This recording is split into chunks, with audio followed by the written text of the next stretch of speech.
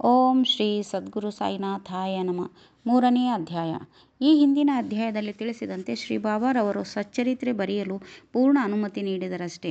ನಂತರ ಅವರು ಮುಂದುವರೆದು, ನೀನು ಸಚ್ಚರಿತ್ರೆ ಬರೆಯುವ ವಿಚಾರದಲ್ಲಿ ನನ್ನ ಪೂರ್ಣ ಸಮ್ಮತಿ ಇದೆ. ನೀನು ನಿನ್ನ ಕೆಲಸವನ್ನು ಮಾಡು, ನನ್ನ ವಚನದಲ್ಲಿ ನಂಬಿಕೆ ಇಡು, ಸ್ಥಿರಚಿತ್ತನಾಗು. ನನ್ನ ಲೀಲೆಗಳನ್ನು ಬರೆದರೆ ಅವಿದ್ಯೆಯು ನಾಶವಾಗುವುದು. ಅವುಗಳನ್ನು ಶ್ರದ್ಧೆ ಭಕ್ತಿಯಿಂದ ಶ್ರವಣ ಮಾಡಿದರೆ ಭಕ್ತಿ ಮತ್ತು ಪ್ರೀತಿಯ ಅಲೆಗಳು ಮೇಲಕ್ಕೇಳುವೆವು. ಯಾರು ಇದರ ಒಳಹೊಕ್ಕು ಪರೀಕ್ಷಿಸುತ್ತಾರೆಯೋ ಅವರಿಗೆ ಅನರ್ಘ್ಯವೆಂಬ ರತ್ನ ಲಭಿಸುತ್ತದೆ ಎಂದರು. ಇದನ್ನು ಕೇಳಿದ ತಕ್ಷಣವೇ ನನಗೆ ಧೈರ್ಯ ಬಂದು ಈ ಕಾರ್ಯವನ್ನು ಯಶಸ್ವಿಯಾಗಿ ಪೂರೈಸುತ್ತೇನೆಂಬ ದೃಢವಾದ ನಂಬಿಕೆ ಹುಟ್ಟಿತು. ಆಗ ಬಾಬಾ ಅವರು ಪುನಃ ಶ್ಯಾಮ ಅವರನ್ನು ಕುರಿತು, ಯಾರು ನನ್ನ ನಾಮವನ್ನು ಪ್ರೀತಿಯಿಂದ ಉಚ್ಚರಿಸುತ್ತಾರೆಯೋ ಅವರ ಅಭಿಲಾಷೆಗಳೆಲ್ಲವೂ ಈಡೇರುತ್ತವೆ. ಅವರಲ್ಲಿ ಭಕ್ತಿ ಹೆಚ್ಚಾಗುವಂತೆ ಮಾಡುತ್ತೇನೆ. ನನ್ನ ಜೀವನವನ್ನು ಮತ್ತು ಲೀಲೆಗಳನ್ನು ಶ್ರದ್ಧೆಯಿಂದ ಹಾಡುತ್ತಾರೆಯೋ ಅವರನ್ನು ನಾನು ಸರ್ವದಾ ಕಾಪಾಡುತ್ತೇನೆ. ಭಕ್ತರು ನನ್ನ ಲೀಲೆಗಳನ್ನು ಕೇಳಿದಾಗ ಸ್ವಾಭಾವಿಕವಾಗಿ ಸಂತೋಷ ಉಂಟಾಗುತ್ತದೆ. ಅವರಿಗೆ ನಾನು ಅಮಿತಾನಂದವನ್ನು, ಶಾಶ್ವತವಾದ ತೃಪ್ತಿಯನ್ನು ನೀಡುತ್ತೇನೆ. ಮನಪೂರ್ವಕವಾಗಿ ತಮ್ಮ ತನು ಮನ ಧನಗಳನ್ನು ನನ್ನಲ್ಲಿ ಅರ್ಪಿಸಿದರೆ ಯಾರು ನನ್ನನ್ನು ಅಚಲ ನಂಬಿಕೆಯಿಂದ ಪೂಜಿಸುತ್ತಾರೆಯೋ ಅಂಥವರನ್ನು ಬಿಡುಗಡೆ ಮಾಡುವುದೇ ನನ್ನ ನಿತ್ಯ ಕರ್ತವ್ಯ.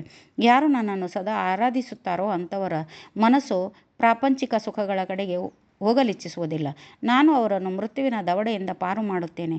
ನನ್ನ ಕಥೆಗಳನ್ನು ಶ್ರವಣ ಮಾಡಿದವರಿಗೆ ಎಲ್ಲ ವಿಧವಾದ ರೋಗಗಳು ಗುಣವಾಗುತ್ತವೆ. ಆದ್ದರಿಂದ ನನ್ನ ಕಥೆಗಳನ್ನು ಶಾಂತವಾಗಿ ಮರ್ಯಾದೆಯಿಂದ ಶ್ರವಣ ಮಾಡಿರಿ. ಅವುಗಳನ್ನೇ ಕುರಿತು ಚಿಂತಿಸಿರಿ, ಧ್ಯಾನ ಮಾಡಿರಿ, ಸಂಗ್ರಹಿಸಿರಿ. ನಿಮ್ಮ ಶಾಶ್ವತ ತೃಪ್ತಿಗೆ ಇದೊಂದೇ ಮಾರ್ಗ. ನನ್ನ ಭಕ್ತರ ಗರ್ವ ಮತ್ತು ಅಹಂಕಾರ ನಾಶವಾಗುತ್ತದೆ. ಶ್ರವಣ ಮಾಡುವವರ ಮನಸ್ಸು ನೆಮ್ಮದಿಯಾಗುತ್ತದೆ. ಪುನಃ ಸಂಪೂರ್ಣ ನಂಬಿಕೆಯಿಂದಿರುವುದು ಶ್ರೇಷ್ಠ ಭಾವದೊಡನೆ ನನ್ನಲ್ಲಿ ಐಕ್ಯವಾಗುತ್ತಾರೆ. ಕೇವಲ ಸಾಯಿ ಸಾಯಿ ಎಂದು ನನ್ನನ್ನು ಸ್ಮರಿಸುವುದರಿಂದಲೇ ಅವರ ಪಾಪಗಳೆಲ್ಲವೂ ನಾಶವಾಗುವವು. ಭಕ್ತರಿಗೆ ಅನೇಕ ಕೆಲಸಗಳನ್ನು ವಹಿಸಿದುದು. ಭಗವಂತನು ಭಕ್ತರ ಅವರವರ ಯೋಗ್ಯತೆಗಳಿಗೆ ತಕ್ಕಂತೆ ಅನೇಕ ತರಹದ ಕೆಲಸಗಳನ್ನು ವಹಿಸುತ್ತಾನೆ. ಕೆಲವರಿಗೆ ದೇವಾಲಯಗಳನ್ನು ಮತ್ತು ಮಠಗಳನ್ನು ಕಟ್ಟುವ ಕೆಲಸ, ಅಥವಾ ನದಿ ತೀರಗಳಲ್ಲಿ ಸ್ನಾನಘಟ್ಟಗಳನ್ನು ನಿರ್ಮಿಸುವ ಕೆಲಸ, ಕೆಲವರಿಗೆ ತನ್ನ ಮಹಿಮೆಗಳನ್ನು ಹಾಡುವ ಕೆಲಸ, ಕೆಲವರಿಗೆ ಯಾತ್ರಾ ಸ್ಥಳಗಳನ್ನು ಸಂದರ್ಶಿಸುವ ಕೆಲಸ. ಆದರೆ ನನ್ನ ಪಾಲಿಗೆ ಬಂದಿದ್ದು ಶ್ರೀ ಸಾಯಿ ಸಚ್ಚರಿತ್ರೆಯ ರಚನೆ. ಇದಕ್ಕೆ ನಾನು ತೀರಾ ಅನರ್ಹ. ಬಾಬಾರವರ ನೈಜ ಜೀವನವನ್ನು ಯಾರಿಂದ ವಿವರಿಸಲು ಸಾಧ್ಯ? ಅವರ ಅನುಗ್ರಹ ಬಲವೊಂದೇ ಈ ಕೆಲಸವನ್ನು ಯಶಸ್ವಿಯಾಗಿ ಮುಗಿಸಲು ಸಹಾಯಕವಾಗುವುದು. ಆದುದರಿಂದ ನಾನು ನನ್ನ ಲೇಖನಿಯನ್ನು ಕೈಗೆ ತೆಗೆದುಕೊಂಡ ಮರುತಕ್ಷಣವೇ ಶ್ರೀ ಬಾಬಾರವರು ನನ್ನ ಅಹಂಭಾವವನ್ನು ನಿರ್ಮೂಲನೆ ಮಾಡಿ ತಾವೇ ತಮ್ಮ ಕಥೆಗಳನ್ನು ರಚಿಸಲಾರಂಭಿಸಿದರು. ಈ ಕೆಲಸಕ್ಕೆ ದೊರೆಯಬೇಕಾದ ಸನ್ಮಾನ ಅವರಿಗೆ ನನಗಲ್ಲ.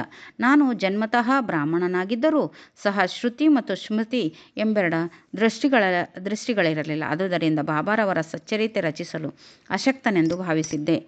ದೇವರ ಅನುಗ್ರಹದಿಂದ ಮೂಕನು ಮಾತನಾಡುವಂತಾಗಬಹುದು, ಕುಂಟನು ಪರ್ವತವನ್ನು ಏರಲು ಶಕ್ತನಾಗಬಹುದು. ತನ್ನ ಇಚ್ಛೆ ಅನುಸರಣೆಯಂತೆ ಕೆಲಸ ಮಾಡಿಸಿಕೊಳ್ಳುವ ಶಕ್ತಿ ಆ ಪರಮಾತ್ಮನಿಗಲ್ಲದೆ ಬೇರೆ ಯಾರಿಗೂ ಇಲ್ಲ. ಕೊಳಲಿಗಾಗಲಿ ಹಾರ್ಮೋನಿಯಂಗಾಗಲಿ ಶಬ್ದನು ಹೇಗೆ ಉತ್ಪತ್ತಿಯಾಗುತ್ತದೆ ಎಂಬುದು ಗೊತ್ತಿರುವುದಿಲ್ಲ. ಅದನ್ನು ನುಡಿಸುವವನು ಮಾತ್ರ ಇದನ್ನು ಬಲ್ಲ. ಚಂದ್ರಕಾಂತ ಮಣಿ ಪ್ರಕಾಶಿಸುವುದು, ಸಮುದ್ರ ಉಕ್ಕುವುದು ತಮ್ಮ ಸ್ವಂತ ಶಕ್ತಿಯಿಂದಲ್ಲ, ಚಂದ್ರನ ಉದಯದಿಂದ ಮಾತ್ರ. ಬಾಬಾರವರ ಜ್ಞಾನಜ್ಯೋತಿ. ನಾವಿಕರಿಗೆ ದಾರಿ ಸುಗಮವಾಗಲೆಂದು ಸಮುದ್ರದ ಅನೇಕ ಕಡೆಗಳಲ್ಲಿ ದೀಪಗ್ರಹಗಳನ್ನು ನಿರ್ಮಿಸುತ್ತಾರೆ.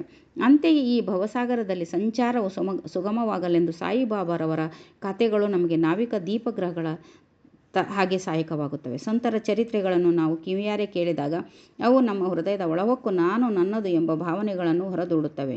ಅವು ಹೃದಯದಲ್ಲಿ ಶೇಖರವಾದಾಗ ನಮ್ಮ ಮನಸ್ಸಿನಲ್ಲಿಯ ಸಂಶಯಗಳೆಲ್ಲವೂ ಹಾರಿ ಹೋಗುತ್ತವೆ. ಗರ್ವವು ಅಡಗುತ್ತದೆ, ಜ್ಞಾನ ಉಕ್ಕುತ್ತದೆ. ಕೃತಯುಗದಲ್ಲಿ ಶಮದಮನವು, ತ್ರೇತಾಯುಗದಲ್ಲಿ ತ್ಯಾಗವು, ದ್ವಾಪರದಲ್ಲಿ ದೇವರ ಪೂಜೆಯು ಜ್ಞಾನ ಮಾರ್ಗದ ಸಾಧನೆಗಳಾಗಿದ್ದವು. ಕಲಿಯುಗದಲ್ಲಿ ಜ್ಞಾನ ಮಾರ್ಗದ ಸಾಧನೆ ಯಾವುದೆಂದರೆ ಆ ಪರಮಾತ್ಮನ ನಾಮವನ್ನು ಮತ್ತು ಮಹಿಮೆಯನ್ನು ಭಕ್ತಿ, ಶ್ರದ್ಧೆ ಮತ್ತು ಆಸಕ್ತಿಗಳಿಂದ ಹಾಡುವುದೊಂದೇ. ಈ ಕೊನೆಯ ಸಾಧನವು ಚತುರ್ವರ್ಣದವರಿಂದಲೂ ಅಭ್ಯಾಸ ಮಾಡಲು ಸಾಧ್ಯವಾದುದಾಗಿದೆ. ಈ ಇತರ ಸಾಧನೆಗಳಾದ ಯೋಗ, ಯಾಗ, ಧ್ಯಾನ ಮತ್ತು ಧಾರಣ ಇವುಗಳ ಅಭ್ಯಾಸ ಬಹು ಕಷ್ಟತತ್ಪರವಾದುದು. ಈ ಪರಮಾತ್ಮನ ಲೀಲೆಗಳನ್ನು ಹಾಡುವುದು ಎಷ್ಟು ಸುಲಭವ ಸಾಧ್ಯ. ಈ ಲೀಲೆಗಳನ್ನು ಹಾಡುವುದರಿಂದಲೂ ಮತ್ತು ಶ್ರವಣ ಮಾಡುವುದರಿಂದಲೂ ನಾವು ಸ್ವಭಾವವನ್ನು ಸುಲಭವಾಗಿ ಹೊಂದಬಹುದು. ಈ ಒಂದು ಗುರಿ ದೇಹ ಸಾಧನೆಗಾಗಿಯೇ ತಮ್ಮ ಕಥೆಗಳನ್ನು ಸಚ್ಚರಿತ್ರೆಯನ್ನು ಬರೆಯಲು ಬಾಬಾ ನನಗೆ ನೆರವು ನೀಡಿದರು. ಈಗ ಭಕ್ತರು ಅವರ ಕಥೆಗಳನ್ನು ಪಠಿಸಲು ಸುಲಭವಾಗಿದೆ, ಶ್ರವಣ ಮಾಡಲು ಸಹ ಸುಲಭವಾಗಿದೆ. ಹೀಗೆ ಪಠಣ ಮಾಡುವ ಅಥವಾ ಶ್ರವಣ ಮಾಡುವಾಗ ಏಕೈಕ ಚಿತ್ತದಿಂದ ಬಾಬಾರವರನ್ನು ಧ್ಯಾನಿಸಿ ಅವರ ರೂಪವನ್ನು ಮನಸ್ಸಿನಲ್ಲಿ ರೂಪಿಸಿಕೊಳ್ಳಿ. ಆಗ ಗುರು ಮತ್ತು ದೇವರಲ್ಲಿ ಭಕ್ತಿ ಉಂಟಾಗುತ್ತದೆ. ಅಲಿಪ್ತತೆ ಉಂಟಾಗಿ ಭಕ್ತರು ಸ್ವಾನುಭಾವ ಹೊಂದಬಹುದು. ಬಾಬಾರವರ ಮಾತೃವಾತ್ಸಲ್ಯ. ಗೋವಿಗೆ ತನ್ನ ಕರುವಿನ ಮೇಲೆ ಎಷ್ಟು ಮಮತೆ ಎಂಬುದನ್ನು ಎಲ್ಲರಿಗೂ ವೇದ್ಯವಾದ ವಿಷಯ.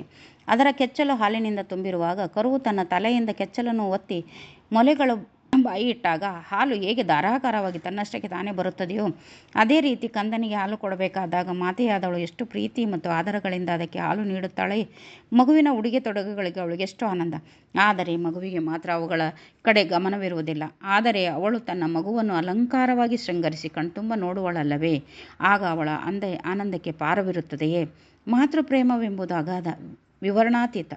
ಅದಕ್ಕೆ ಸರಿಸಮಾನವಾದ ಪ್ರೀತಿ ಬೇರೊಂದಿಲ್ಲ. ಹಾಗೆಯೇ ಸದ್ಗುರುಗಳು ತಮ್ಮ ಶಿಷ್ಯವೃಂದಕ್ಕೆ ಅದೇ ತರಹದ ಮಾತೃವಾತ್ಸಲ್ಯವನ್ನು ತೋರುತ್ತಾರೆ. ಶ್ರೀ ಸಾಯಿಬಾಬಾ ಅವರಲ್ಲಿಯೂ ಇದೇ ಥರದ ಮಾತೃವಾತ್ಸಲ್ಯವಿತ್ತು. ನಾನು 1916ರಲ್ಲಿ ಸರಕಾರ ಕೆಲಸದಿಂದ ನಿವೃತ್ತನಾದೆ. ನನಗೆ ಬರುತ್ತಿದ್ದ ವಿರಾಮ ವೇತನದಿಂದ ಸಂಸಾರ ನಿರ್ವಹಣೆ ಕಷ್ಟವಾಗಿತ್ತು. ಅಂದು ಗುರುಪೂರ್ಣಿಮೆ, ಆಷಾಢದ 15ನೇ ದಿನ. ನಾನು ಭಕ್ತರೊಂದಿಗೆ ಶಿರಡಿಗೆ ಪ್ರಯಾಣ ಬೆಳೆಸಿದೆ. ಅಣ್ಣಾ ಸಾಹೇಬ್ ಚಿಂಚಣಿಕರರಿಗೆ ನನ್ನ ಮೇಲೆ ದಯೆಯುಂಟಾಗಿ ತಾವಾಗಿಯೇ ಬಾಬಾರವರಲ್ಲಿಗೆ ಹೋಗಿ, ಇವನ ಮೇಲೆ ದಯಮಾಡಿ, ಇವನ ವಿರಾಮ ವೇತನ ಸಂಸಾರ ನಿರ್ವಹಣೆಗೆ ಸಾಲದು, ಸಂಸಾರ ವೃದ್ಧಿಯಾಗುತ್ತಿದೆ, ಬೇರೊಂದು ಉದ್ಯೋಗವನ್ನು ಕೊಡಿಸಿರಿ, ಇವನ ಚಿಂತೆಯನ್ನು ಬಿಡಿಸಿರಿ, ಸಂತೋಷಗೊಳಿಸಿರಿ ಎಂದರು. ಅದಕ್ಕೆ ಬಾಬಾರವರು, ಅವನಿಗೆ ಬೇರೊಂದು ಕೆಲಸ ಸಿಕ್ಕುತ್ತದೆ, ಅವನು ನನ್ನ ಸೇವೆ ಮಾಡುತ್ತಾ ಸಂತೋಷದಿಂದಿರಲಿ, ಅವನ ಮನೆಯಲ್ಲಿ ಉಣಲು ಏನೂ ಕೊರತೆ ಇರುವುದಿಲ್ಲ, ನಾಸ್ತಿಕರು ಅಧರ್ಮಿಗಳ ಮತ್ತು ದುಷ್ಟರಿಂದ ದೂರವಿರಲಿ, ಸರ್ವರಲ್ಲಿಯೂ ಸೌಜನ್ಯ ಮತ್ತು ಸವಿನಯದಿಂದ ವರ್ತಿಸಲಿ. ಇದನ್ನು ಮಾಡಿದ್ದಾದರೆ ಅವನಿಗೆ ಶಾಶ್ವತ ಸುಖ ಸಂತೋಷಗಳು ದೊರಕುವವು ಎಂದು ಉತ್ತರಿಸಿದರು. ರೋಹಿಲಾ ಎಂಬುವನು ಸಾಯಿಬಾಬಾರವರಿಂದ ಆಕರ್ಷಿಸಲ್ಪಟ್ಟು ಶಿರಡಿಗೆ ಬಂದು ನೆಲೆಸಿದನು. ಅವನು ಪ್ರತಿದಿನ ಕುರಾನ್, ಪವಿತ್ರ ಗ್ರಂಥವನ್ನು ಜೋರಾಗಿ ಮತ್ತು ಕರ್ಕಶ ಧ್ವನಿಯಲ್ಲಿ ಆಡುತ್ತಿದ್ದನು. ಅಲ್ಲಾಹು ಅಕ್ಬರ್ ಎಂದು ಜೋರಾಗಿ ಕೂಗಿಕೊಳ್ಳುತ್ತಿದ್ದನು. ಇದರಿಂದ ಜನರಿಗೆ ಬೇಸತ್ತು ರಾತ್ರಿ ಮನೆಗೆ ಬಂದಾಗ ಕರ್ಕಶ ಧ್ವನಿಯಿಂದ ಬೇಜಾರಾಗುತ್ತಿತ್ತು. ರಾತ್ರಿ ನಿದ್ದೆಗೂ ಅವಕಾಶವಿಲ್ಲದೆ ತೊಂದರೆಯಿಂದಿದ್ದರು. ಸ್ವಲ್ಪ ದಿನ ತಾಳ್ಮೆಯಿಂದಿದ್ದರು. ಒಂದು ದಿನ ತಾಳ್ಮೆ ಮೀರಿ ಬಾಬಾರವರ ಬಳಿಗೆ ಬಂದು ಉಪದ್ರವವನ್ನು ಹೇಗಾದರೂ ಮಾಡಿ ತಪ್ಪಿಸಿ ಎಂದು ಬೇಡಿಕೊಂಡರು. ಬಾಬಾರವರು ಆ ಮಾತಿಗೆ ಗಮನ ಕೊಡಲಿಲ್ಲ. ಅದಕ್ಕೆ ಬದಲಾಗಿ ಹಳ್ಳಿಯವರನ್ನೇ ತರಾಟೆಗೆ ತೆಗೆದುಕೊಂಡು, ನಿಮ್ಮ ಕಾರ್ಯ ನೀವು ಮಾಡಿ, ರೋಹಿಲಾನ ಗೊಡವೆಗೆ ಹೋಗಬೇಡಿ. ರೋಹಿಲಾನಿಗೆ ಒಬ್ಬ ಕೆಟ್ಟ ಹೆಂಡತಿ ಇದ್ದಾಳೆ, ಆದುದರಿಂದ ಅವನು ಈ ರೀತಿ ಮಾಡುತ್ತಾನೆ. ದೇವರ ಸಂಕೀರ್ತನದಿಂದ ಅವಳು ಅವನ ಕಡೆ ಬರುವುದಿಲ್ಲ ಎಂದು ಹೇಳಿ ಕಳಿಸಿದರು. ನಿಜವಾಗಿಯೂ ರೋಹಿಲಾನಿಗೆ ಪತ್ನಿಯೇ ಇರಲಿಲ್ಲ. ಬಾಬಾರವರು ಪ್ರಸ್ತಾಪಿಸಿದ ರೋಹಿಲನ ಪತ್ನಿ ದುರ್ಬುದ್ಧಿ, ಕೆಟ್ಟ ಯೋಚನೆಗಳು. ಬಾಬಾರವರಿಗೆ ದೇವರ ನಾಮ ಸಂಕೀರ್ತನವು ಪ್ರಿಯವಾದುದರಿಂದ ರೋಹಿಲನನ್ನು ರಕ್ಷಿಸಿದರು. ಬಾಬಾರವರ ಅಮೃತ ವಚನಗಳು. ಒಂದು ದಿನ ಶ್ರೀ ಬಾಬಾರವರು ಮಧ್ಯಾಹ್ನದ ಆರತಿ ಸಮಯದಲ್ಲಿ ಭಕ್ತರಿಗೆ ಈ ಕೆಳಗಿನ ಹಿತವಚನಗಳನ್ನು ನೀಡಿದರು. ನೀವು ಎಲ್ಲಿಯೇ ಇರಿ, ಏನೇ ಮಾಡುತ್ತೀರಿ, ನೀವು ಮಾಡುವ ಪ್ರತಿಯೊಂದು ಕೆಲಸವನ್ನು ನಾನು ಬಲ್ಲೆನೆಂಬುದನ್ನು ಜ್ಞಾಪಕದಲ್ಲಿಡಿ. ನಾನು ಸರ್ವರ ಹೃದಯದಲ್ಲಿಯೂ ಅಡಗಿರುತ್ತೇನೆ. ನಾನು ಪ್ರಪಂಚದಲ್ಲಿನ ಸಮಸ್ತ ಚರಾಚರಗಳಲ್ಲಿಯೂ ಆವರಿಸುತ್ತೇನೆ. ನಾನೇ ಪ್ರಪಂಚದ ಸಮಸ್ತ ವಸ್ತುಗಳ ಮೂಲಸ್ಥಾನ, ತ್ರಿಗುಣಗಳ ಸಮ್ಮಿಲನ, ಸರ್ವ ವಸ್ತುಗಳ ಸೂತ್ರಧಾರಿ. ನಾನೇ ಸೃಷ್ಟಿಕರ್ತ, ರಕ್ಷಕ, ವಿನಾಶಕಾರಕ. ಯಾರು ತಮ್ಮ ಭಕ್ತಿಯನ್ನು ನನ್ನಲ್ಲಿಡುತ್ತಾರೆಯೋ ಅವರಿಗೆ ಯಾವುದರಿಂದಲೂ ತೊಂದರೆಯುಂಟಾಗುವುದಿಲ್ಲ. ಯಾರು ನನ್ನನ್ನು ಮರೆಯುತ್ತಾರೋ ಅವರನ್ನು ಮಾಯೆ ಕವಿಯುತ್ತದೆ. ಸಣ್ಣ ಇರುವೆ ಕಣ್ಣಿಗೆ ಕಾಣಿಸುವ ಚರಾಚರ ಪದಾರ್ಥಗಳು ಮತ್ತು ಸಕಲ ಜೀವರಾಶಿಗಳಲ್ಲಿಯೂ ನನ್ನ ದೇಹ ಮತ್ತು ಸ್ವರೂಪ.